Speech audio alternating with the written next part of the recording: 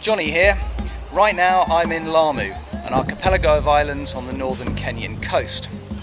Lamu developed centuries ago as an important point of business between Arabia and India on one side of the Arabian Sea and Africa on the other. And in those days everything was traded, from spices to slaves, and even religion of course came across.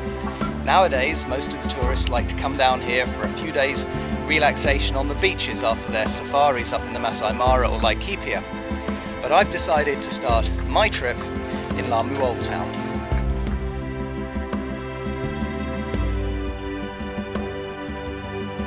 This is the main square in Lamu Old Town, and if you can see the platform behind me, it's there that the slaves would have been put on sale, a big market that had been bought and sold, put on the ships, the dhows outside in the harbour, and sent off to their new lives in Arabia.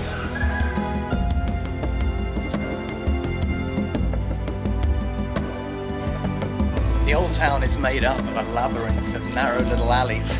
Puts you in mind of maybe old Delhi or Marrakesh souks. Very atmospheric.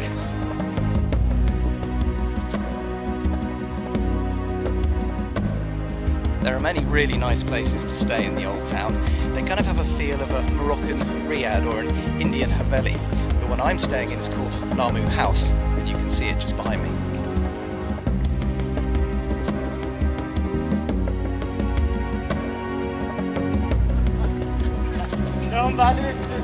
Interesting, there are actually only 5 cars on Lamu, belonging to the Chief of Police and a couple of others.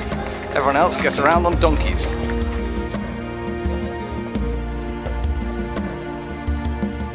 Kazingo is situated on the southern coast of Lamu, and that's the way from which the prevailing winds are blowing at the moment. It's October, they're blowing up from the south, quite fierce at times, and they stir up the water, which becomes a bit murky. But come November, almost by a miracle, the winds turn directions and come down from the north. That's the trade winds as they're known. This is a much calmer time. The seas become flat and clear, the dolphins come in, and everything becomes a lot kind of easier.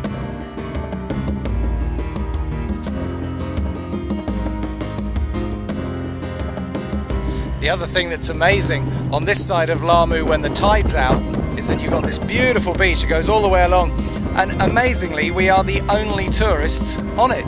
We have the whole place to ourselves. It's incredible.